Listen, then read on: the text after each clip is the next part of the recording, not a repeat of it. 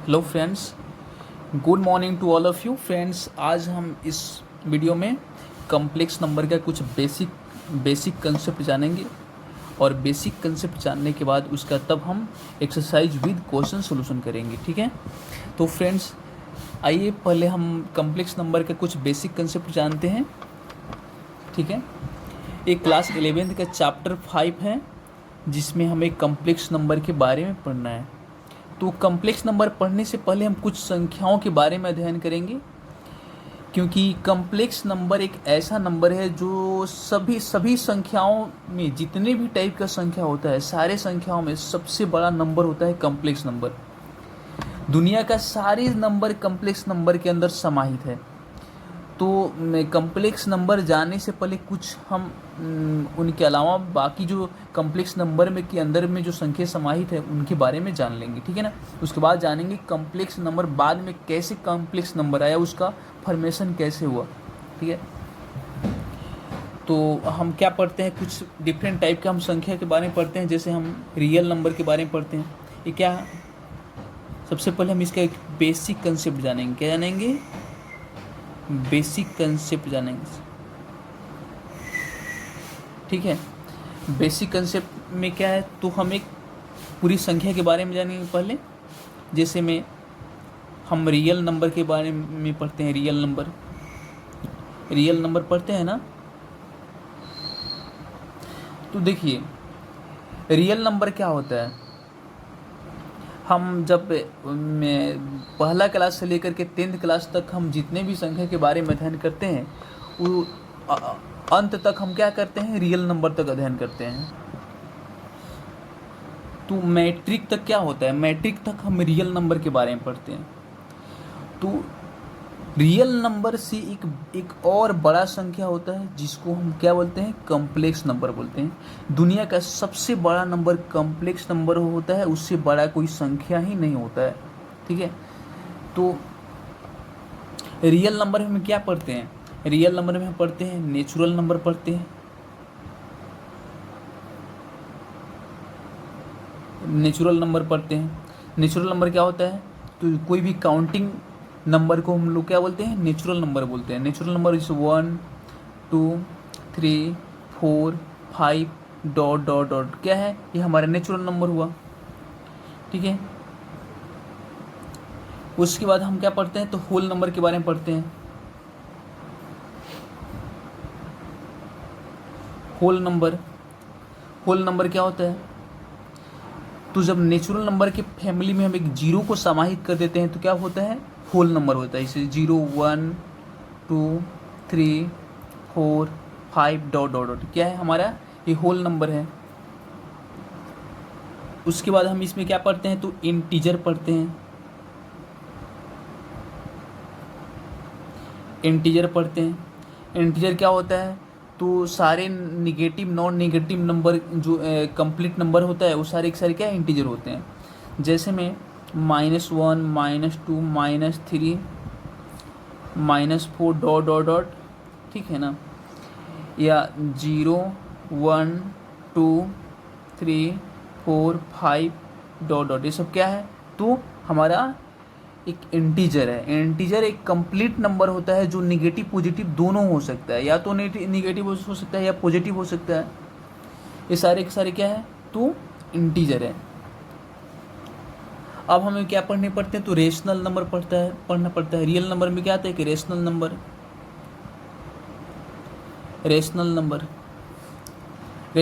क्या होता है, जो संख्या p/q के रूप में होता है। The number which can be written in p/q form is called natural number. ठीक है ना, यानी ये जो p/q के फॉर्म में होता है, p/q के फॉर्म में क्या हुआ, कोई भी संख्या मानते हैं 2 हुआ, 3 हुआ, 5/4 हुआ, 1 हुआ, 1/7 हुआ, ये सब क्या है, ये सारे के सारे क्या है, तो रेशनल नंबर है, p/q के फॉर्म में। ठीक है, इसमें हमें क्या पढ़ना पड़ता है, तो इरेशनल नंबर पढ़ना पड़ता है।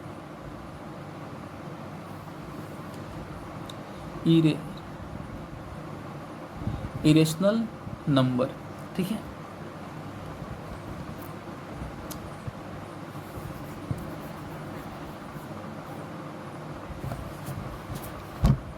इरेशनल नंबर जो होता है इसको हम पी बाई क्यू के रूप में नहीं ले सकते हैं। इरेशनल नंबर जो होता है जो है ये पी बाई क्यू के रूप में हम लोग नहीं ले सकते हैं। यानी ये जो है ना ये नॉट इक्वल टू क्या होता है, नॉट इक्वल टू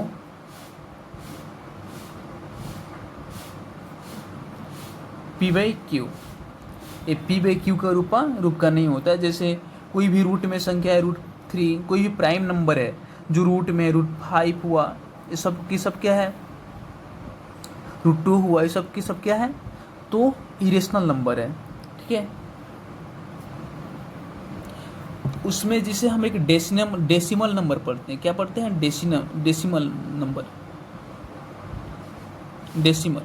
डेसिमल क्या होता है, तो जिसे 2.3 हुआ, 5.6 हुआ, ठीक है ना, 2.1 हुआ, ये सब के सब क्या है, डेसिमल नंबर है। ठीक है,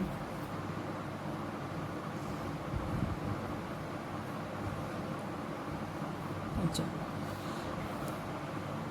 प्राइम नंबर क्या होता है, प्राइम जो नंबर होता है, प्राइम नंबर एक ऐसा नंबर होता है जिसका HCF 1 हो। प्राइम नंबर एक ऐसा नंबर है, दो या दो से ऐसी संख्या जिसका HCF 1 हो, प्राइम नंबर होता है। ठीक है,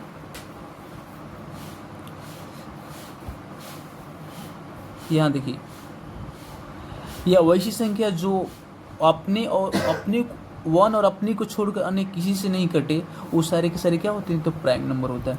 जैसे हम अगर प्राइम नंबर के एग्जांपल लें तो जैसे सबसे छोटा प्राइम नंबर 2 हुआ, उसके बाद 3, 5, 7, 11, 13, ये सारे के सारे हैं क्या है, तो प्राइम नंबर है।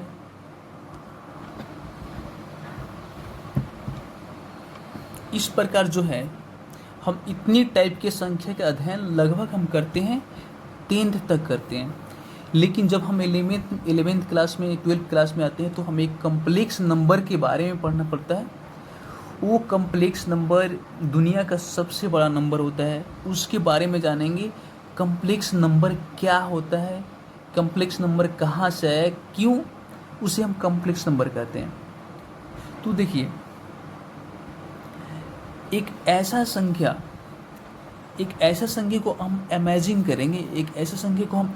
करेंगे, जिसका स्क्वायर करने पर उसका मान क्या है, निगेटिव में है।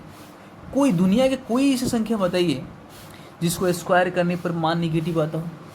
हाँ, हमने जो रियल नंबर में वैसे कोई सी संख्या है, रियल नंबर में वैसा कोई ऐसा संख्या नहीं है जिसका स्क्वायर करने पर उसका मान निगेटिव है ही नहीं है, पॉजिटिव आता है।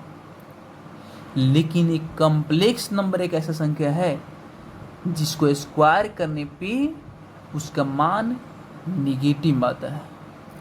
यानी वैसी संख्या जिसको स्क्वायर करने पर उसका मान निगेटिव है, उस संख्या को हम बोलते हैं कम्प्लेक्स नंबर। अब एक यूनिट ऑफ कम्प्लेक्स नंबर की एक यूनिट क्या होता है, एक यूनिट के बारे में जानेंगे।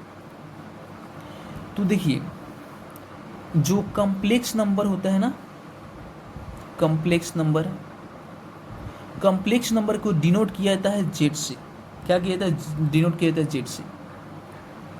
और इसका एक वैल्यू होता है √(-1). यही एक संख्या होता है जिसको हम लोग बोलते हैं complex number, unit of complex number है। क्या है, इसको हम एक यूनिट ऑफ कम्प्लेक्स नंबर बोल सकते हैं।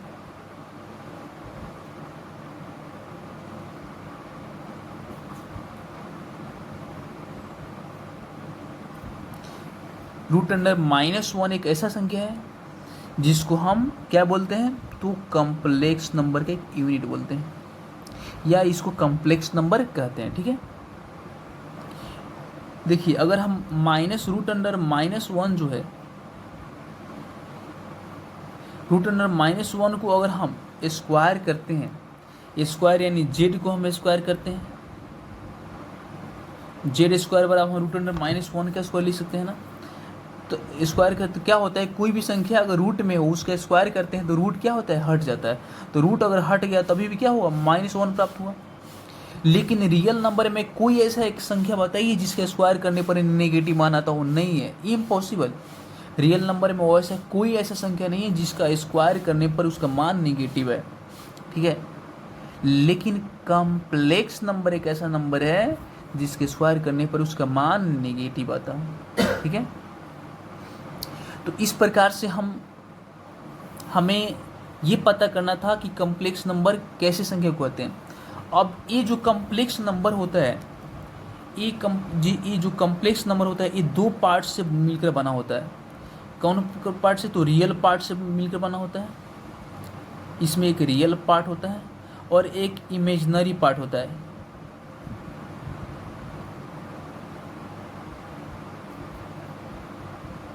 ये कॉम्प्लेक्स नंबर जो होता है ना, दो पार्ट से मिलकर बना होता है, एक रियल पार्ट एक इमेजिनरी पार्ट से बना होता है, ठीक है। Form of complex number, complex number का फॉर्म कैसे होता है, फॉर्म ऑफ कॉम्प्लेक्स नंबर। अगर कॉम्प्लेक्स नंबर का एक रूप कहा जाए कैसे किस फॉर्म में होता है, तो दुनिया का कोई भी complex number a plus iota b के रूप में होता है, a प्लस आयोटा b के रूप में होता है, ठीक है। दुनिया का कोई भी कॉम्प्लेक्स नंबर क्या होता है, a प्लस आयोटा b के रूप में होता है, जहाँ आयोटा क्या है, एक इमेजिनरी नंबर है। आयोटा का मान, आयोटा का अलग अलग वैल्यू होते हैं, ठीक है। इसी को हम लोग बोलते हैं, इसी को कॉम्प्लेक्स नंबर, यानी जो दुनिया का कोई भी कॉम्प्लेक्स नंबर यानी a प्लस आयोटा b के रूप में होता है, जहाँ a क्या होता है, एक रियल पार्ट होता है और b क्या होता है, एक इमेजिनरी पार्ट होता है, ठीक है ना। यानी जो जिसमें आयोटा नहीं लगा है वो क्या हुआ, रियल पार्ट हुआ, और जिसमें जो आयोटा के साथ लगा है ये क्या हुआ, इमेजिनरी पार्ट हुआ।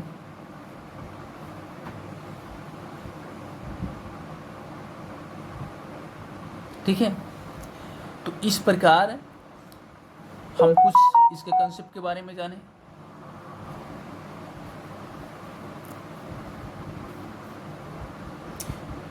सम वैल्यू ऑफ आयोटा, आयोटा के कुछ मान को हम जानेंगे, आयोटा के कुछ मान को जानेंगे, ठीक है ना। आयोटा के कुछ इंपॉर्टेंट मान है, कुछ 4 बेसिक मान होते हैं, क्या होते हैं, 4 बेसिक मान है। वो 4 बेसिक मान को हम हमेशा याद रखेंगे और उसी के तौर पे हम कॉम्प्लेक्स नंबर से रिलेटेड क्वेश्चन का सॉल्यूशन करेंगे, ठीक है। तो इसको 4 बेसिक वैल्यू यहाँ लिखेंगे, 4 बेसिक वैल्यू ऑफ आयोटा, ठीक है। 4 बेसिक वैल्यू जानेंगे।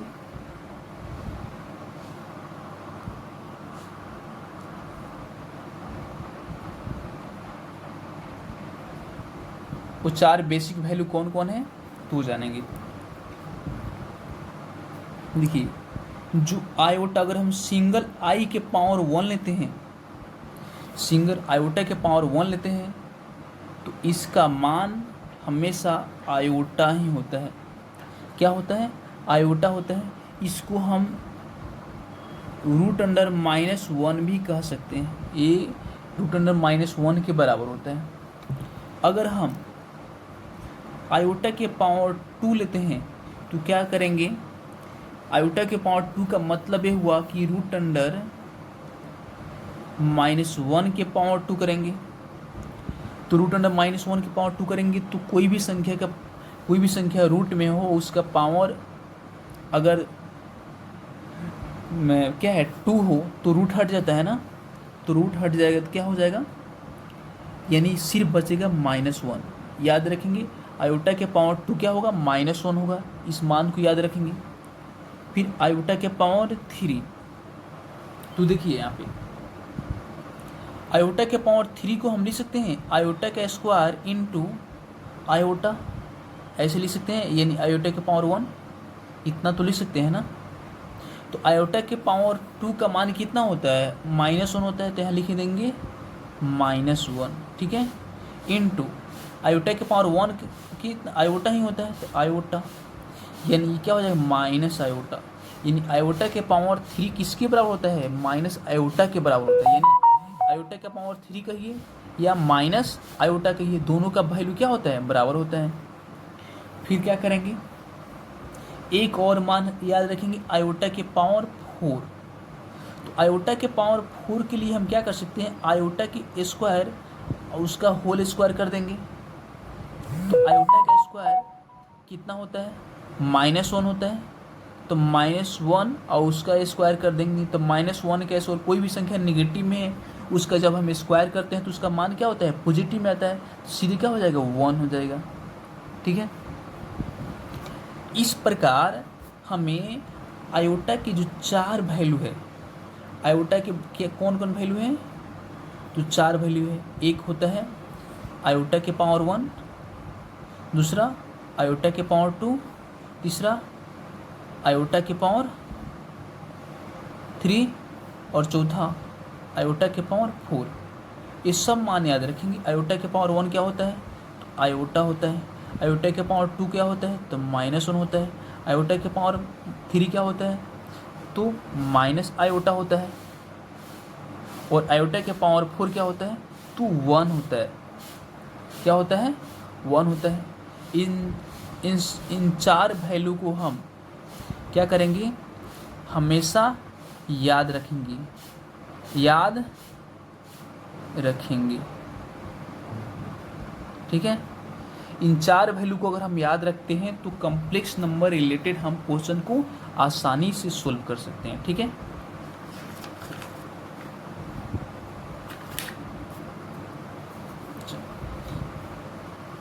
अब हम जो कॉम्प्लेक्स नंबर, कोई भी कॉम्प्लेक्स नंबर को क्या लिखते हैं, कोई भी हम complex number any complex number denoted by Z, कोई भी कॉम्प्लेक्स नंबर को किसे डिनोट किया जाता है, तो जेड से डिनोट किया जाता है, यानी और वो कॉम्प्लेक्स नंबर किस फॉर्म में क्या होता है, तो a प्लस आयोटा b के फॉर्म में होता है, जहाँ a क्या है, तो a क्या है, तो एक रियल पार्ट है, real part of complex number, और b क्या है, तो इमेजिनरी पार्ट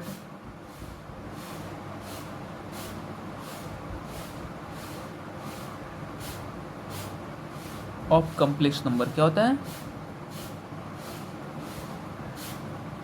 कॉम्प्लेक्स नंबर, ठीक है।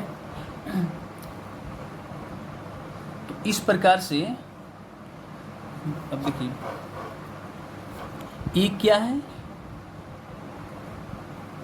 ए को हम लिख सकते हैं, real part of complex number को हम शॉर्ट फॉर्म लिख सकते हैं REZ, इसको पढ़ते हैं real part of complex number, ठीक है।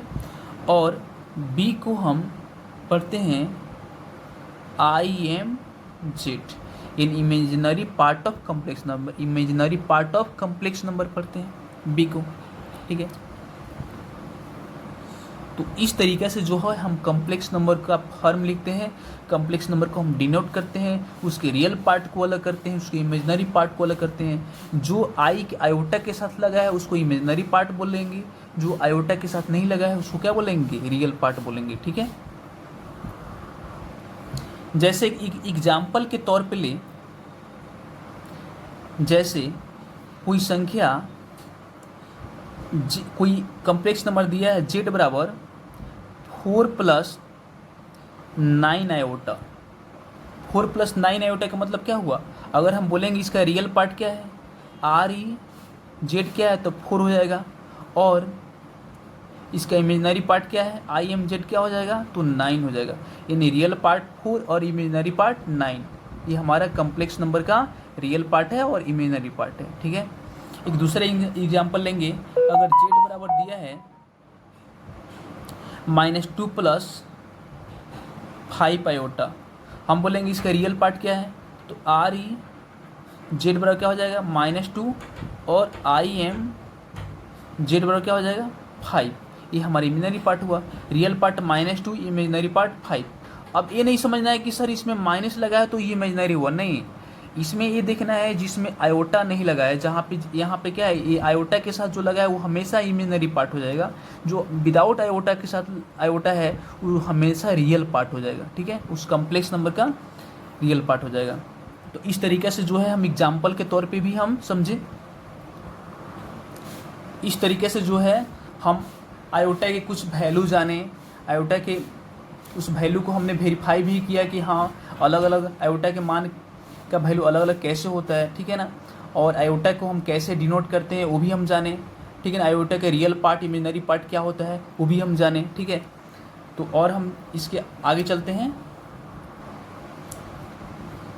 अब हम जानेंगे दो या दो से अधिक कॉम्प्लेक्स नंबर को हम जोड़ सकते हैं, कैसे जोड़ सकते हैं, कैसे घटा सकते हैं, या कैसे उनके बीच में कैसे उनको हम मल्टीप्लाई कर सकते हैं, कैसे उन दोनों को हम डिवाइड कर सकते हैं, एक दूसरे से डिवाइड कर सकते हैं, इसके बारे में जानेंगे, ठीक है ना।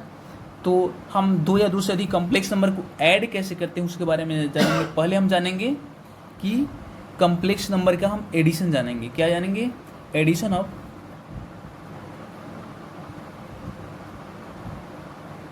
Addition of complex number.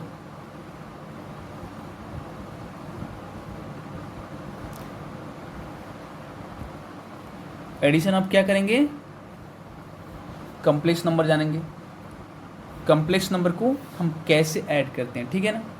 तो जैसे देखिए, मानते हैं पहला मेरा कोई कॉम्प्लेक्स नंबर Z1 है, Z1 बराबर अगर दिया है 5 + 3 आयोटा, ठीक है, और Z2 बराबर दिया है, दूसरा कॉम्प्लेक्स नंबर दिया है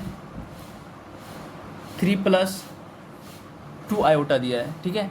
इसको क्या करना है, हमें जोड़ना है, हमें Z1 + Z2 निकालना है, क्या निकालना है हमें, Z1 + Z2 हमें निकालना है, क्या होगा Z1 + Z2 क्या होगा। तो देखिए क्या करते हैं, सबसे पहले हम Z1 को लिखेंगे, Z1 हमारा कितना है, तो 5 + 3 आयोटा प्लस Z2 कितना है, तो 3 + 2 आयोटा है, ठीक है। इसमें क्या करते हैं, जोड़ने के लिए हम क्या करते हैं, रियल को रियल पार्ट से जोड़ते हैं और इमेजिनरी को इमेजिनरी पार्ट से जोड़ेंगे। इसका रियल पार्ट क्या है, तो रियल पार्ट 5 और 3 है, तो रियल को रियल पार्ट से जोड़ेंगे और इमेजिनरी को इमेजिनरी पार्ट से जोड़ेंगे। ये हमारे क्या है, तो रियल पार्ट है, REZ है, real part of complex number क्या है, और ये क्या है, IMZ है, ठीक है। तो रूल क्या होता है, रूल यही होता है कि REZ + IMZ, रियल को रियल पार्ट इमेजिनरी पार्ट को क्या करते हैं, जोड़ देते हैं, ठीक है। तो दोनों का रियल पार्ट कितना है, तो 5 और 3 8 हो जाएगा, प्लस इमेजिनरी पार्ट कितना है, तो 2 + 3 5 आयोटा हो जाएगा, यानी 5 आयोटा हो जाएगा, यानी 8 + 5 आयोटा हो जाएगा। दोनों को ऐड करने पर क्या हो जाएगा, 8 + 5 आयोटा हमारा निकलेगा। तो दोनों को जोड़ने पे एक तीसरा हमें कॉम्प्लेक्स नंबर मिलेगा, ये भी कॉम्प्लेक्स नंबर को कॉम्प्लेक्स नंबर के साथ जोड़ने पर हमको कॉम्प्लेक्स नंबर ही मिलेगा, ठीक है। तो यहाँ क्या लिख सकते हैं, यहाँ Z बराबर इतना हमारा क्या हो जाएगा, आंसर हो जाएगा, ठीक है। इस तरीके से क्या करते हैं, हम जोड़ सकते हैं, ठीक है। लेकिन अगर हम इतना पर भी अगर हमें थोड़ा सा अगर नहीं समझ में आता है, तो इसे अगर हम चाहें तो थोड़ा और एक्सपेंस करके, इसका एक्सपेंशन करके हम इसे समझ सकते हैं। देखिए हमने क्या कहा है कि हमको पहला कॉम्प्लेक्स नंबर और दूसरा कॉम्प्लेक्स नंबर को ऐड करना है, तो अगर देखा जाए इसके सेकेंड मेथड क्या है, सेकेंड रूप में देखा जाए तो क्या था, हमको जोड़ना था Z1 + Z2 जोड़ना था, ठीक है ना। तो जब दोनों को जोड़ना था तो Z1 का रियल पार्ट क्या है, 5 है, प्लस Z2 का रियल पार्ट कितना है, तो 3 है। इसको हम एक कोष्ट में कर देंगे, फिर यहाँ लिखेंगे प्लस Z2 का Z1 का इमेजिनरी पार्ट कितना है,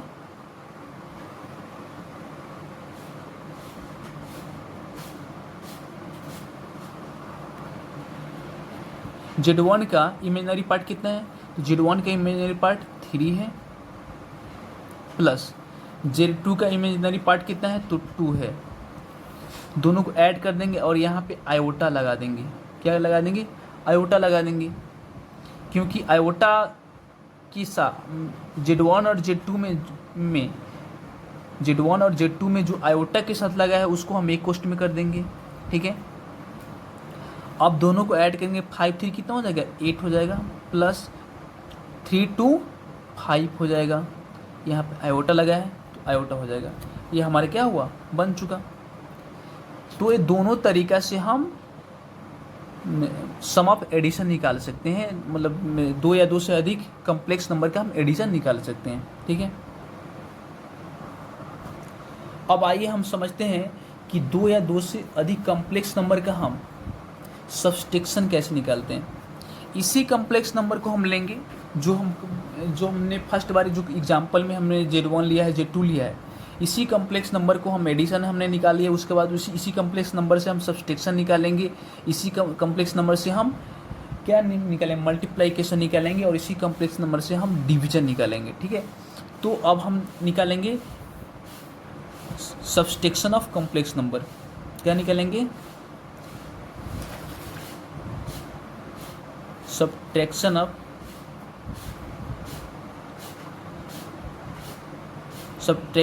of complex number. Complex number निकालेंगे, ठीक है।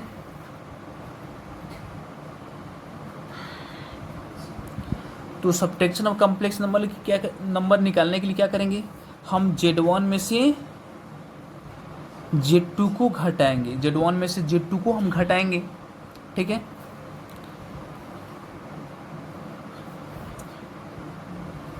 तो Z1 में से Z2 को घटाने का मतलब क्या हुआ, रियल को रियल पार्ट में से घटाएंगे, इमेजिनरी को इमेजिनरी पार्ट में से घटाएंगे। यानी Z1 का रियल पार्ट क्या है, तो 5 है, माइनस Z2 का रियल पार्ट कितना है, तो 3 है, तो 5 माइनस 3, इसको एक कोष्ट में कर देंगे, माइनस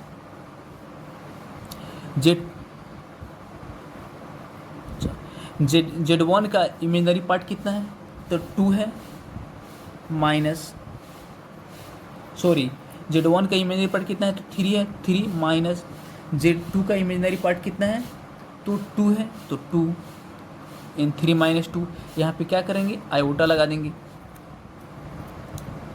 उसके बाद क्या करेंगे, 5 में से 3 घटेगा तो 2, माइनस 3 में से 2 घटेगा तो 1 आयोटा। यानी 2 माइनस क्या लिखेंगे, 2 माइनस 1 आयोटा। 2 माइनस 1 आयोटा को हम 2 माइनस आयोटा भी लिख सकते हैं। ये हमारा सब्सट्रैक्शन ऑफ कम्प्लेक्स नंबर हुआ, ठीक है। हम कम्प्लेक्स दो कम्प्लेक्स नंबर को घटाना भी हम जान गए, ठीक है। अच्छा, अब क्या जानेंगे, मल्टीप्लिकेशन, यानी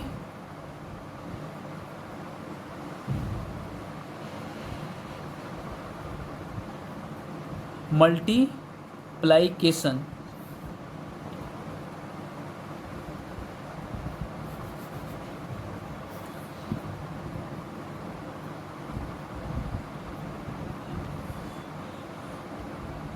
multiplication of complex number,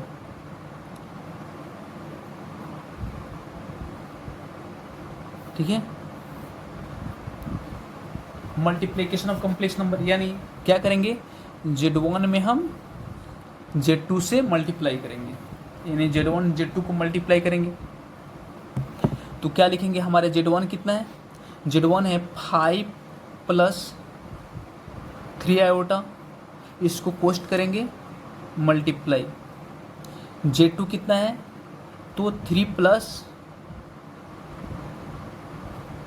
2 iota है, दोनों को मल्टीप्लाई करेंगे तो क्या करेंगे, यानी इसके रियल पार्ट से Z1 के रियल पार्ट से Z2 के रियल पार्ट और इमेजिनरी पार्ट दोनों में मल्टीप्लाई करेंगे। तो 5 में 3 से मल्टीप्लाई करेंगे तो क्या होगा, 5 3 जा 15 प्लस 5 में 2 से करेंगे 5 2 जा 10 आयोटा प्लस 3 में 2 से मल्टीप्लाई करेंगे 3 3 जा 9 आयोटा प्लस 3 में 2 से करेंगे तो 3 2 जा 6 आयोटा का स्क्वायर हो जाएगा। ठीक है, इतना ध्यान में रखेंगे। इक्वल, अब देखिए यहाँ पे 15 है तो 15 plus 10 iota 9 iota 19 iota plus 6 iota का स्क्वायर। तो आयोटा का स्क्वायर का मान कितना होता है, -1 होता है। तो यानी 6 इंटू -1 कर देंगे, कितना हो गया, तो -6 आ जाएगा। इसका मान क्या होगा, -6 यानी 15 में से -6 15 में से 6 घटेगा तो कितना बचेगा, 9 बचेगा। तो ये हो जाएगा 9 प्लस 19 आयोटा। ये हमारा 2 कॉम्प्लेक्स नंबर का मल्टीप्लिकेशन का आंसर हुआ। ठीक है, तो 2 कॉम्प्लेक्स नंबर को हम मल्टीप्लाई भी कर सकते हैं, इस तरीक़ा से कर सकते हैं। ठीक है, तो हमने addition of complex number, subtraction of complex number और मल्टीप्लिकेशन ऑफ कॉम्प्लेक्स नंबर जाना। अब हम जानेंगे division of complex number. 2 complex number को हम कैसे डिवाइड करते हैं एक दूसरे से, वो हम जानेंगे।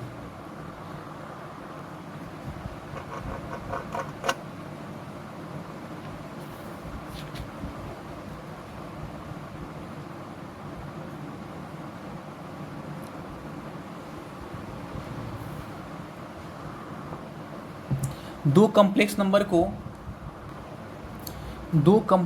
को हम एक दूसरे से कैसे डिवाइड करते हैं ये जानेंगे। जैसे में हमको Z1 में Z2 से डिवाइड करना है, Z1 में क्या करना है, यानी Z1 में Z2 से डिवाइड करना है, तो जानेंगे। हम क्या निकलना है, Z1 में डिवाइड करना है, Z2 से डिवाइड करना है।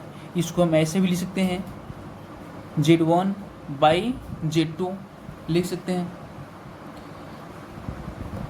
तो Z1 हमारा कितना है, 5 प्लस 3 आयोटा बाई Z2 कितना है, तो 3 प्लस 2 आयोटा है, डिवाइड करना है। तो देखिए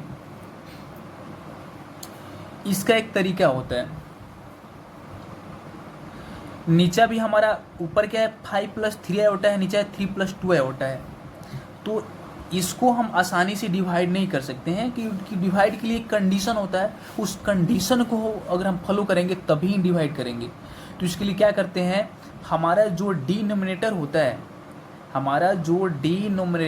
है उसका जो है ना, यानी जिसको बोलते हैं ना हर परिमेयकरण, यानी हर परिमेयकरण करते हैं, रेशनलाइजेशन करते हैं, यानी जो डिनोमिनेटर होता है ना उसका हम रेशनलाइजेशन करते हैं। तो इसको रेशनलाइजेशन करेंगे यानी हर परिमेयकरण करेंगे। तो हर परिमेयकरण करने के लिए क्या करते हैं, ऊपर वाला जो संख्या होता है उसको हम सेम रखते हैं, 5 प्लस 3 आयोटा है, इसको जैसा है वैसा ही सेम रखेंगे। यानी इधर वाला पहले हम क्या लिख देंगे, 3 प्लस 2 आयोटा, ठीक है ना, यहाँ मल्टीप्लाई लिखेंगे। ये जैसा है पहले हमने इसको सेम हमने कॉपी कर दिया, सेम इसको उतार दिया। ठीक है, अब यहाँ पे जो कंडीशन हम खड़ा करेंगे, जब हम हर परिमेयकरण करेंगे तो हर परिमेयकरण करने का अर्थ क्या हुआ, हम हर परिमेयकरण इसलिए करते हैं क्योंकि हमको नीचा आयोटा का वैल्यू हटाना है। नीचे आयोटा लगा रहेगा तो हमारा एक कॉम्प्लेक्स नंबर का फॉर्म होगा ही नहीं। तो आयोटा को हटाने के लिए हम क्या करेंगे, हर परिमेयकरण करेंगे, इसको बोलते हैं डिनोमिनेटर रेशनलाइजेशन करते हैं, बोलते हैं, यानी हर परिमेयकरण। ठीक है, तो हर परिमेयकरण में क्या होता है कि हमारा जो नीचे वाले संख्या होता है उसी संख्या से हम क्या कर, उसी संख्या के नेगेटिव वैल्यू को हम क्या करते हैं, ऊपर नीचे मल्टीप्लाई करते हैं। जैसे हमारा यहाँ पे 3 प्लस 2 आयोटा है ना, तो ऊपर नीचे क्या करते हैं हम, 3 minus 2 iota by 3 minus 2 iota. ठीक है, इससे अगर हम मल्टीप्लाई करते हैं तो हमारा आसानी से इसका जो है रेशनलाइजेशन हो जाएगा और हमारा एक कम्प्लेक्स नंबर का फॉर्म प्राप्त होगा। देखिए हमने जितना भी पढ़ा, addition of complex number, subtraction of complex number, multiplication of complex number और डिवीजन ऑफ कम्प्लेक्स नंबर अभी हम पढ़ रहे हैं। तो एडिशन ऑफ कम्प्लेक्स नंबर हमेशा कम्प्लेक्स नंबर ही मिलता है, सब्सट्रैक्शन ऑफ कम्प्लेक्स नंबर एक कम्प्लेक्स नंबर ही देता है, एडिशन ऑफ और मल्टीप्लिकेशन ऑफ कम्प्लेक्स नंबर एक कम्प्लेक्स नंबर का ही फॉर्म प्राप्त होता है। यानी सारे के सारे ए प्लस आयोटा बी का फॉर्म प्राप्त होता है। ठीक है ना। हमने जितना भी इसके पहले हमने एडिशन निकाला वो भी क्या है, ए प्लस आयोटा बी का फॉर्म प्राप्त हुआ। वो भी सब्सट्रैक्शन ऑफ कम्प्लेक्स नंबर हमने पढ़ा, वो भी हमारे ए प्लस आयोटा बी का फॉर्म प्राप्त हुआ। ये भी हम ये डिवीजन पढ़ रहे हैं ना, ये भी हमारे ए प्लस आयोटा बी का फॉर्म ही प्राप्त होगा। ठीक है। तो जब हम इसको मल्टीप्लाई करेंगे तो क्या करेंगे, यहाँ पे ऊपर वाला जैसे है 5 plus 3 iota into 3 minus 2 iota, ठीक है, बाई ऊपर जैसे है उसे हमने लिख दिया। नीचे क्या है हम देख रहे हैं ना, 3 प्लस 2 आयोटा है 3 माइनस 2 आयोटा, यानी हमने अलजेब्रा में एक फार्मूला हमने पढ़ा है ना, ए प्लस बी इंटू ए माइनस बी का क्या होता है, तो ए स्क्वायर माइनस बी स्क्वायर होता है ना। इस फार्मूला को हम पहले से जानते हैं। जस्ट लाइक वही फार्मूला इसमें यहाँ अप्लाई करेंगे, हम वही फार्मूला अप्लाई करेंगे, क्योंकि ये भी ए प्लस बी इंटू ए माइनस बी का रूप है, तो ए स्क्वायर माइनस बी स्क्वायर के रूप मानेंगे। तो हमारा ए क्या हो जाएगा, 3 हो जाएगा, 3 का स्क्वायर माइनस बी क्या हो जाएगा, 2 आयोटा हो जाएगा, तो 2 आयोटा का स्क्वायर। इतना तो लिख सकते हैं, वी कैन राइट। ठीक है।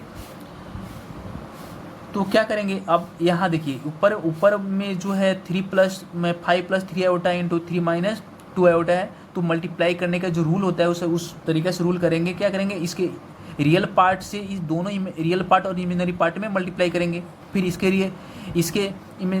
इस वाला पार्ट से ये दोनों में मल्टीप्लाई करेंगे। जो कॉमन जो सामान्य गुना करने का जो में रूल होता है उस रूल से इसको गुना करेंगे। तो 5 से 3 में मल्टीप्लाई करेंगे, 5 3 जा 15, ठीक है, माइनस 5 2 जा 10 आयोटा प्लस 3 3 जा 9 आयोटा माइनस 3 2 जा 6 आयोटा का स्क्वायर लिख देंगे। ठीक है, बटा यहाँ क्या करेंगे, 3 का स्क्वायर 9 माइनस 2 आयोटा का स्क्वायर का मतलब हुआ 2 इंटू आयोटा का स्क्वायर हुआ। ठीक है। अच्छा अब क्या करेंगे, यहाँ पे 15 को 15 रहने देंगे, माइनस 10 आयोटा प्लस 9 आयोटा क्या हो जाएगा, माइनस आयोटा हो जाएगा, माइनस 6 इंटू आयोटा का स्क्वायर का मान कितना होता है, -1 होता है, यहाँ -1 रख देंगे, बाई यहाँ पे क्या लिख देंगे, 9 माइनस 2 आयोटा का स्क्वायर है, तो क्या करेंगे, यहाँ -1 का स्क्वायर -1 लिख देंगे। ठीक है ना। आयोटा का स्क्वायर का मतलब मान कितना होता है, -1 होता है, तो -1 लिख देंगे, बाई यहाँ 15 माइनस आयोटा माइनस क्या हो जाएगा, प्लस 6 बाई यहाँ पे क्या हो जाएगा, माइनस माइनस प्लस, यानी 9 प्लस 2, इतना लिख सकते हैं ना। एक कितना हो गया, तो ये हो गया हमारा 15 में और 6 कितना होगा, 21 हो गया, 21 माइनस आयोटा बाई 11 लिख सकते हैं ना। अब देखिए अभी तो आपको लगता होगा कि सर एक कम्प्लेक्स नंबर का फॉर्म ए प्लस आयोटा बी का फॉर्म नहीं है। हाँ, देखने में तो लग रहा है नहीं है, लेकिन वास्तव में अगर इसको हम थोड़ा गहराई से देखें तो ये हमारे ए प्लस आयोटा बी का फॉर्म है भाई। ठीक है, देखो इसमें क्या करेंगे, 11 है तो इसको इस फॉर्म लिख सकते हैं ना, 21 बाई 11 माइनस आयोटा बाई 11, इतना तो लिख सकते हैं। हाँ बिल्कुल लिख सकते हैं। ठीक है, तो इतना लिख सकते हैं। तो इसको ऐसे भी लिख सकते हैं ना, 21 बाई 11 माइनस 1 बाई 11 आयोटा, हमने लिख दिया। ये क्या हुआ, हमारा कम्प्लेक्स नंबर का फॉर्म प्राप्त हुआ कि नहीं। ये वाला जो पार्ट है, ये वाला हमारा जो पार्ट प्राप्त हुआ, ये क्या है, ये हमारा REZ है, real part of complex number है। और ए वाला जो हम पार्ट देख रहे हैं ना, ये हमारे क्या है, आई एम जेड प्राप्त हुआ कि नहीं हुआ, प्राप्त हुआ। ये हमारा ए प्लस आयोटा बी का फर्म प्राप्त हुआ, ठीक है ना। अब आप कहेंगे कि सर इसमें माइनस लगा तो ये प्लस आयोटा बी का फर्म कैसे हुआ, बिल्कुल हुआ। इसको हम ऐसे भी लिख सकते हैं ना, 21/11 प्लस ये जो माइनस है इसको क्या करेंगे, -1/11 इसको कोष्ट कर दो, यहाँ पे आयोटा लगा दो, ये प्राप्त हुआ कि नहीं, ए प्लस आयोटा बी का फर्म प्राप्त हुआ। अब तुमको ये निगेटिव पॉजिटिव साइन पर ध्यान नहीं देना है कि सर ये निगेटिव लगा है तो ये पॉजिटिव कहाँ से आ गया। तो यहाँ ध्यान देना ये है कि इसका रियल पार्ट क्या है, इमेजिनरी पार्ट क्या है। अगर मैं बोलूँ कि इसका रियल पार्ट क्या है तो रियल पार्ट बोलेंगे 21/11 हुआ। इमेजिनरी पार्ट क्या है तो -1/11 पार्ट हुआ, इमेजिनरी पार्ट हुआ। इस तरीक़ा से जो है हम कम्प्लेक्स नंबर को डिवाइड करते हैं एक दूसरे से, ठीक है। तो आई होप, मैं ऐसा करता हूँ और उम्मीद करता हूँ कि आप सभी जो है समझ गए होंगे। तो चलिए इसके आगे अब हम कुछ और भी कंसेप्ट जानेंगे। तो हमने क्या जाना, हमने जो है कम्प्लेक्स नंबर का डिवीज़न भी जान लिया, ठीक है। तो ये हुआ हमारा कम्प्लेक्स नंबर का डिवीज़न का जो कंसेप्ट है। जो विद्यार्थी अगर इसको कॉपी करना चाहते हैं तो अच्छे से कॉपी कर लें या स्क्रीनशॉट भी मार सकते हैं, ठीक है। इसको जो है मैं धीरे धीरे कुछ मूव कर रहा हूँ ताकि जो है वो पिक्चर को स्टॉप करके भी उसको अच्छा से कॉपी पर नोट डाउन कर सकते हैं इसको, ठीक है। और काफ़ी कंसेप्ट के साथ मैंने इसे सॉल्यूशन किया है और समझाया है। तो चलते हैं, कुछ आयोटा का वैल्यू होता है ना, कुछ आयोटा के अलग अलग पावर होते हैं, उसके अलग अलग पावर के कैसे वैल्यू हम निकाल सकते हैं। मानते हैं हम तो आयोटा का 1 से लेकर 4 तक पावर का ही मान हमें पता है कि हम आयोटा का पावर 1 रहेगा तो उसका मान आयोटा ही होगा, आयोटा का पावर 2 रहेगा तो उसका पावर -1 होगा, और आयोटा का पावर 3 रहेगा तो उसका मान माइनस आयोटा होगा, और आयोटा के पावर 4 रहेगा तो उसका मान 1 होगा। इतना तक ही जानते हैं। लेकिन अगर आयोटा का पावर 50 हो गया, आयोटा का पावर 70 हो गया, आयोटा का पावर 79 हो गया, 19 हो गया, आयोटा का पावर 500 हो गया, तो उसका वैल्यू हमें कैसे प्राप्त करेंगे, इसके बारे में हम जानेंगे। इसका कुछ कंसेप्ट के तौर पे हम इसे जो है उसका वैल्यू फाइंड करेंगे। उसके बाद तो हम एक्सरसाइज शुरू होता है कम्प्लेक्स नंबर का, तब एक्सरसाइज पर हम जो है पहुंचेंगे, ठीक है। तो चलिए हम कुछ आयोटा का कुछ पावर है जो मैं मोर देन 4 है ना, 4 से अधिक पावर है, तो उसके वैल्यू हम कैसे फाइंड करते हैं वो हम जानेंगे। अगर आयोटा का मान मानते हैं अगर 39 दिया हो, क्या है आयोटा का मान, अगर आयोटा का पावर 39 दिया हो तो हम इतनी बड़ी पावर हम कैसे निकालेंगे। थोड़ा देर के लिए हमें आश्चर्य होना पड़ेगा कि सर आपने तो बताया कि सर आयोटा के पावर 1 बताया है, 2 बताया है, 3 बताया, 4 तक ही आपने बताया सर, लेकिन आयोटा के पावर अगर 39 निकालना हो तो सर इसका क्या तरीका है। बहुत सारे विद्यार्थी के मन में क्वेश्चन उठते होंगे। तो इसका जो है सॉल्यूशन करने का जो है एक ही तरीका है बाबू, कि सबसे पहले तुम उसमें 4 से डिवाइड करो। 4 से डिवाइड करने के बाद जो रिमाइंडर आएगा वही उस आयोटा का पावर हो जाएगा, और उसी वैल्यू को रखोगे उसका मान प्राप्त हो जाएगा। जैसे देखो, मानते हैं पावर बड़ा हो, उससे घबराना नहीं है बिल्कुल। यहाँ आयोटा का पावर 39 है, तो 39 पावर ना बड़ा है ना, लेकिन तुम्हारा कॉन्फिडेंस, तुम इसको बहुत छोटा कर सकते हो। छोटा करने का क्या तरीका है यहाँ जानो। देखो, सबसे पहले हम क्या करेंगे, आयोटा की जो पावर है ना, उस पावर में क्या करते हैं हम कि 4 से डिवाइड करते हैं। रूल क्या होता है, एक रूल जानो, यहाँ पे रूल का फॉलो करो। पावर कितना भी बड़ा हो हम आसानी से उसका हल कर सकते हैं। यहाँ 39 है, 39 में क्या करेंगे हम 4 से डिवाइड करेंगे। अलग क्या करेंगे, 39 में हम यहाँ पे 39 लिखेंगे, 4 से डिवाइड करेंगे तो हमारा इसका रिमाइंडर कितना हुआ, रिमाइंडर कितना आएगा, रिमाइंडर कितना होगा।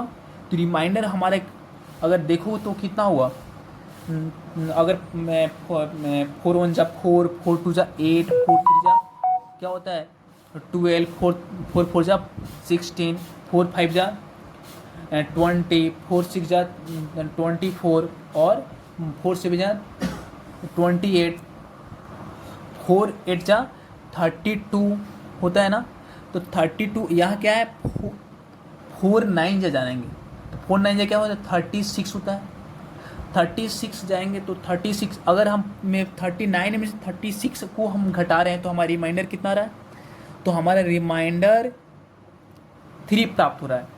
यानी क्या होता है इसमें 39 में अगर हम 4 से डिवाइड किए तो रिमाइंडर कितना प्राप्त हुआ, तो 3 प्राप्त हुआ। तो क्या करेंगे हम आयोटा के पावर हम क्या करेंगे 3, यानी देखो यहाँ आयोटा के पावर 39 आयोटा के पावर 3 के बराबर होता है। ये 3 कहाँ से है, तो ये हमारा रिमाइंडर है। 39 में हमने 4 से डिवाइड किया है, 4 से डिवाइड करने के बाद जो रिमाइंडर आएगा वो हमारा आयोटा के पावर हो जाएगा। अब हम पहले से जानते हैं कि आयोटा के पावर 3 किसके बराबर होता है, तो आयोटा माइनस आयोटा के बराबर होता है। माइनस आयोटा लिखो या डायरेक्ट क्या लिखो, तुम -√1 लिख दो, -1 लिख दो, दोनों बात बराबर हुआ। या इतना लिखो या इतना लिखो, किताब में या तो डायरेक्ट आयोटा माइनस आयोटा मान दिया होगा या नहीं तो -√-1 दिया होगा, क्योंकि √-1 क्या होता है, आयोटा के बराबर होता है, यही आयोटा होता है। ठीक है, तो एक जो है तरीका है समझने का। तो रूल क्या होता है, रूल यही होता है कि पावर में क्या करते हैं, यहाँ पे जो पावर दिया हो पावर में क्या करते हैं हम 4 से डिवाइड करते हैं।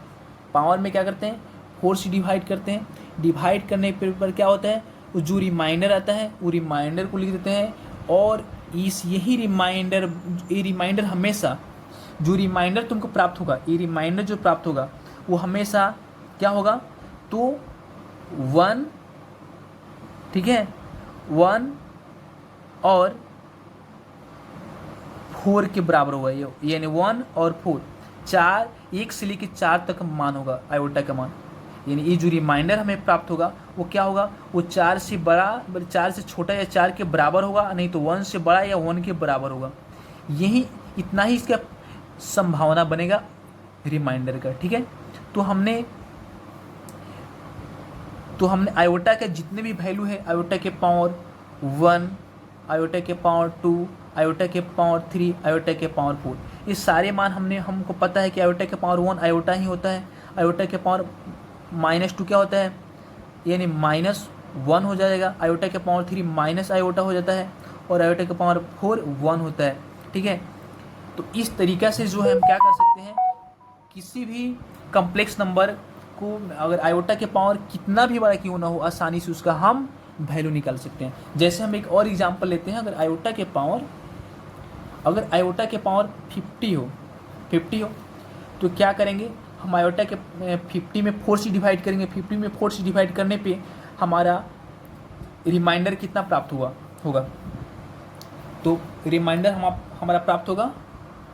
ठीक है, अगर 50 में हम 4 से डिवाइड करेंगे तो हमारी रिमाइंडर 2 प्राप्त होगा, तो आयोटा के पावर 2 लिख देंगे। अब हमें पहले से पता है कि आयोटा के पावर 2 का मान कितना होता है, तो -1 होता है, तो यहाँ -1 लिख देंगे। बिल्कुल, अगर आपको इसमें कहीं भी प्रॉब्लम हो तो कमेंट कीजिए।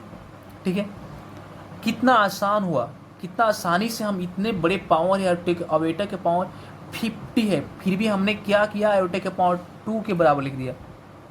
और डायरेक्ट हमें पता है कि आयोटा 1 से लेकर 4 तक हमें मान पहले से याद है, वो मान रखेंगे, हमारा मान प्राप्त हो जाएगा। ठीक है, इस तरीके से अगर एक और एग्जांपल लेते हैं हम, अगर आयोटा के पावर अगर हम लेते हैं 61, तो क्या लिख सकते हैं, इसको लिख सकते हैं आयोटा के पावर अगर 60 इंटू आयोटा, ऐसे भी लिख सकते हैं ना भाई, लिख सकते हैं।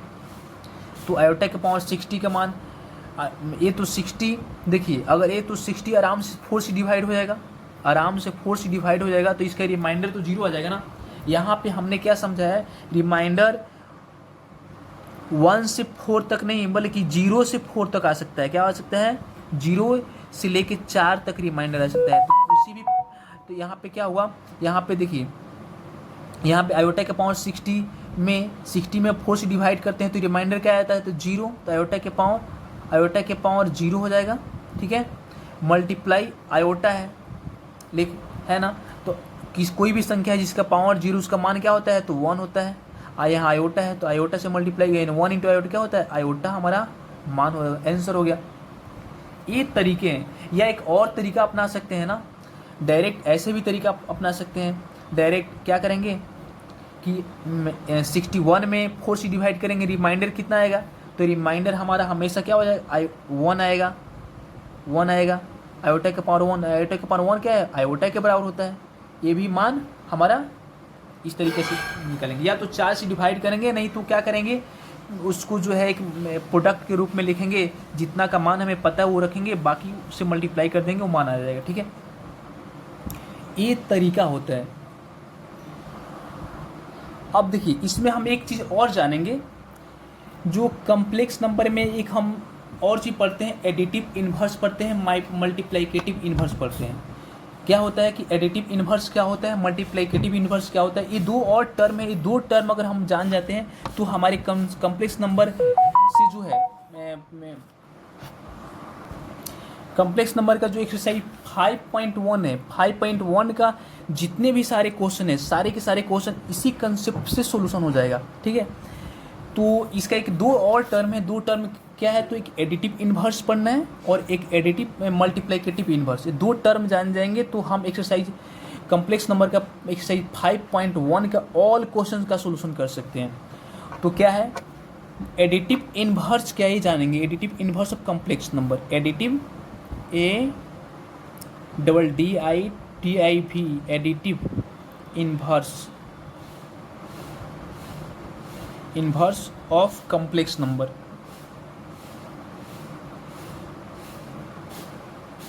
Additive inverse of complex number ये जानेंगे। तो एडिटिव इन्वर्स का मतलब क्या होता है, किसी कम्प्लेक्स नंबर का एडिटिव इन्वर्स का मतलब होता है कि उस कम्प्लेक्स नंबर में हम क्या ऐड करेंगे कि जिसका मान क्या हो, ऐड करने पे मान 0 आ जाए। ठीक है, तो मानते जाहिर सी बात है कि अगर कोई कम्प्लेक्स नंबर z है, उसको अगर हम z में हम क्या ऐड करेंगे तो 0 आएगा, z में -z ऐड करेंगे तो मान 0 आएगा।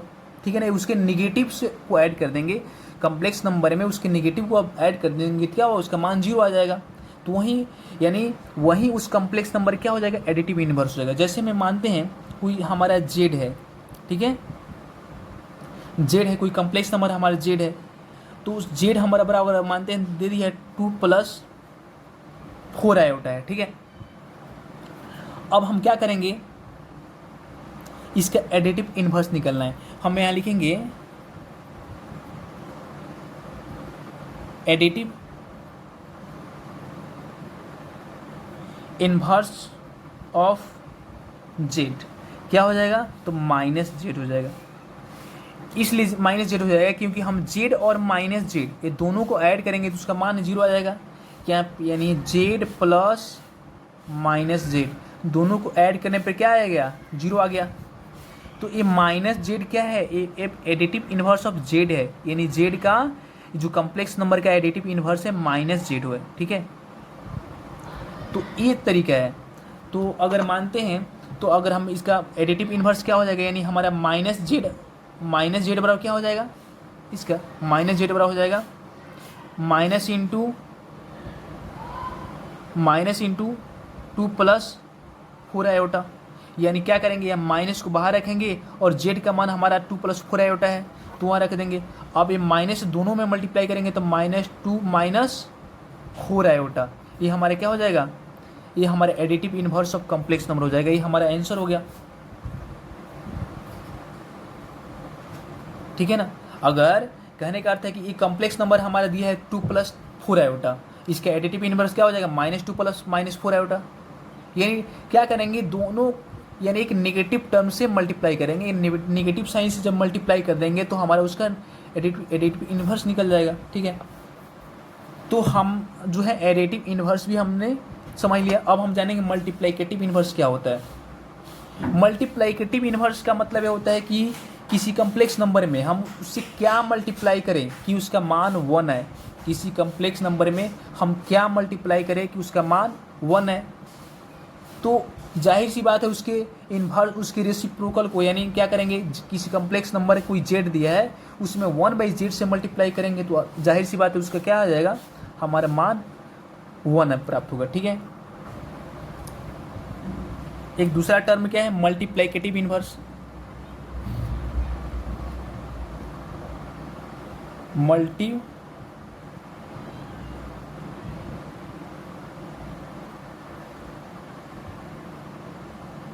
Multiplicative inverse. ठीक है, ये मल्टीप्लाइकेटिव जो इनवर्स है, मानते हैं कोई कम्प्लेक्स नंबर हमारा जेड दिया हुआ है। ठीक है, जेड दिया हुआ है। अब इस जेड का जो है मल्टीप्लाइकेटिव इनवर्स क्या होगा, इसका जेड का मल्टीप्लाइकेटिव इनवर्स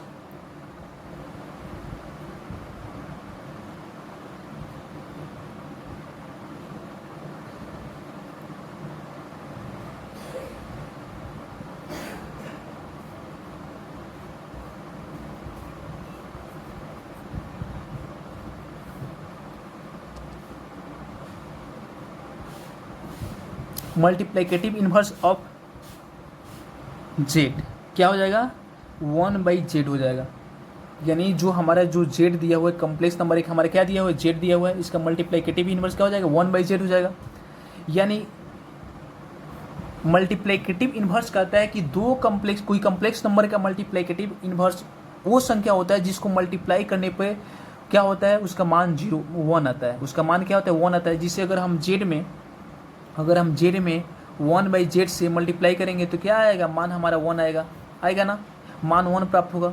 यानी 1/z क्या हुआ, इस जेड का इन्वर्स हुआ। क्या हुआ, जेड का इन्वर्स हुआ। ठीक है, तो मल्टीप्लाइकेटिव इन्वर्स यानी कहने का अर्थ है कि जेड इंटू 1/z को जेड के पावर -1 भी लिख सकते हैं। इसका मान क्या आएगा, हमेशा 1 आएगा। तो ये -z क्या है, इसका मल्टीप्लाइकेटिव इन्वर्स है। ठीक है, तो इसी तरह अगर एग्जाम्पल के हम तौर पे लेते हैं, मानते हैं कोई हमारा कम्प्लेक्स नंबर z बराबर दिया है, z1 बराबर दिया है 2 + 3 आयोटा, इतना दिया हुआ है। ठीक है, एक एग्जाम्पल के तौर पे हम लेते हैं। ठीक है, अब हम कहेंगे मल्टीप्लाइकेटिव इनवर्स ऑफ मल्टीप्लाइकेटिव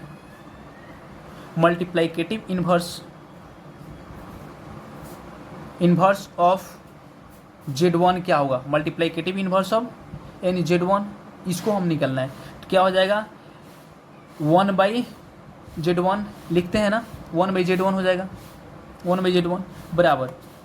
तो 1/z1 तो क्या है, 1/z1 का मान कितना है, 2 +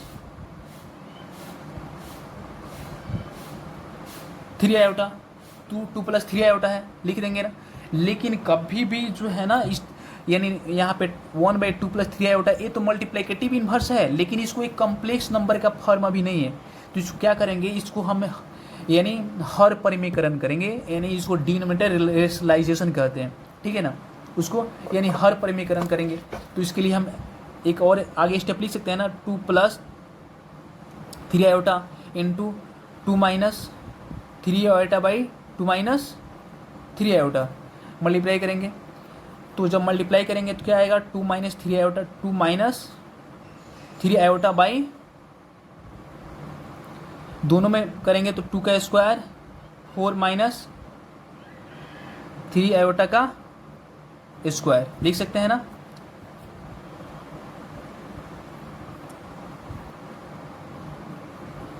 लिख सकते हैं, तो क्या हो जाएगा यहाँ पे, 2 - 3 आयोटा बाई 2 के पावर 4 कितना हो जाएगा, यहाँ पे सॉरी हमने गलत कर दिया, 2 में 2 से मल्टीप्लाई करेंगे तो क्या हो जाएगा, सीधे 4 हो जाएगा ना, 4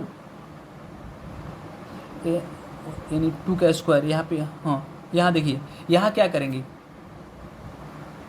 यहाँ पे ऊपर में हमारा 1 × 2 - 3 आयोटा है, तो जैसा है वैसा ही लिख देंगे। नीचे हमारा a + b × a - b का फॉर्म है, तो a² - b² हम लिख सकते हैं आराम से। इसको a मान लेंगे, इसको b मान लेंगे, तो a² - b² यानी 2 का स्क्वायर माइनस 3 आयोटा का स्क्वायर।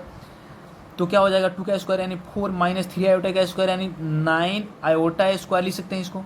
एक आगे स्टेप जाएंगे, यहाँ पे क्या हो जाएगा, 2 - 3 आयोटा बाई 4 - 9 है, 9 आयोटा का स्क्वायर है, 9 इंटू आयोटा का स्क्वायर का मान कितना होता है, -1 होता है। -1 करेंगे तो क्या हो जाएगा, 2 - 3 आयोटा बाई 4 प्लस 9, ठीक है। 4 प्लस 9 ये कितना हो जाएगा, तो 2 माइनस 3 आयोटा बाई 4 प्लस 9 13 हो गया ना, 13 आ गया, 13 हुआ। तो इसको ऐसे लिख सकते हैं ना, 2 बाई 13 माइनस 3 बाई 13 आयोटा लिख सकते हैं ना। वी कैन राइट, आसानी से लिख सकते हैं। ये हमारा क्या हुआ, एक कॉम्प्लेक्स नंबर का प्राप्त हुआ ना, एक जेड प्राप्त हुआ, ठीक है ना। और एक क्या हुआ, ये हमारा जो है, जो हमारा कॉम्प्लेक्स नंबर Z1 यहाँ जो दिया हुआ है, इसका जो है मल्टीप्लाइकेटिव इन्वर्स है, ठीक है ना। ये जो सारे पार्ट हुआ, ये क्या है, मल्टीप्लाइकेटिव इन्वर्स है। ये इसको लिख सकते हैं ना, it is multiplicative inverse of multiplicative inverse of Z1। ये हमारा फाइनल क्या हुआ, आंसर हुआ। इस तरीके से जो है हम किसी भी कॉम्प्लेक्स नंबर का एडिटिव इन्वर्स और मल्टीप्लिकेटिव इन्वर्स निकाल सकते हैं, ठीक है। तो ये तरीका हुआ। इसको जो है हम एक धीरे धीरे जो मैं इसको आगे बढ़ा रहा हूँ, और इसको आप स्क्रीनशॉट भी ले सकते हैं इसको, या इसको आसानी से नोट डाउन कर सकते हैं पिक्चर को स्टॉप करके, ठीक है ना। जो मैं वीडियो स्टॉप करके आसानी से इसको कॉपी में आप नोट डाउन कर सकते हैं। हमने कैसे समझाया, कैसे इसको फाइंड जो है मल्टीप्लिकेटिव इन्वर्स निकाला है इस चीज़ को। तो ये जो है हमारा एक्सरसाइज 5.1 है, एक्सरसाइज 5.1 जो हमारे चैप्टर है कॉम्प्लेक्स नंबर का, क्लास 11th का, वो सारे के सारे क्वेश्चन सिर्फ हमारा इतना ही कंसेप्ट से बन सकता है। ये हमारा बेसिक कंसेप्ट है, और जो है बेसिक कंसेप्ट, सबसे पहले कोई भी क्वेश्चन को सोल्यूशन करने से पहले उसका बेसिक कंसेप्ट हमें पता होना चाहिए, तब हम किसी क्वेश्चन को आसानी से सोल्व कर सकते हैं। विदाउट कंसेप्ट अगर कोई डायरेक्ट बनाना शुरू करता है तो उसको यही होता है कि बहुत सारे प्रॉब्लम का सामना करना पड़ता है। तो हमने सारे जो है बेसिक कंसेप्ट एक्सरसाइज 5.1 के सारे बेसिक कंसेप्ट बता दिया है, ठीक है। सारे के सारे हमने बेसिक कंसेप्ट बता दिया है इसमें, ठीक है, और काफ़ी कंसेप्ट के साथ हमने बताया है। तो इतना ही पर जो है मैं अब इसे स्टॉप करता हूँ, और अगले वीडियो में जो है एक्सरसाइज 5.1 का जो है क्वेश्चन का सॉल्यूशन लेकर आएंगे। और सारे विद्यार्थी से मैं नम्र निवेदन करता हूँ कि अगर आपको मेरी वीडियो अगर अच्छा लगता है, अगर आपको पसंद पड़ता है, अगर मेरे कंसेप्ट अच्छा है, तो अगर आप अपने दोस्तों के बीच, अपने फ्रेंड्स के बीच शेयर कर सकते हैं। शेयर करने में कोई आपकी पैसा खर्च नहीं होती है, बस ये होगा मुझे थोड़ा खुशी मिलेगी, क्योंकि अगर मेरा व्यूअर बढ़ते हैं, मेरा सब्सक्राइबर बढ़ता है, तो थोड़ा मुझे खुशी मिलेगा कि हाँ मेरा वीडियो अच्छा लग रहा है, मेरे कंसेप्ट बच्चे को अच्छा लग रहा है। तो मैं प्रयास करूँगा इससे भी अच्छा से अच्छा कंसेप्ट के साथ, और अच्छा से अच्छा मतलब कि मेथड के साथ जो है मैं क्वेश्चन का सॉल्यूशन और कंसेप्ट लेकर आऊँगा, ठीक है। बस ज़्यादा उम्मीद नहीं है आप लोग से, मैं इतना ही पर अपने जो है वाणी को विराम करता हूँ। जय हिंद, जय भारत।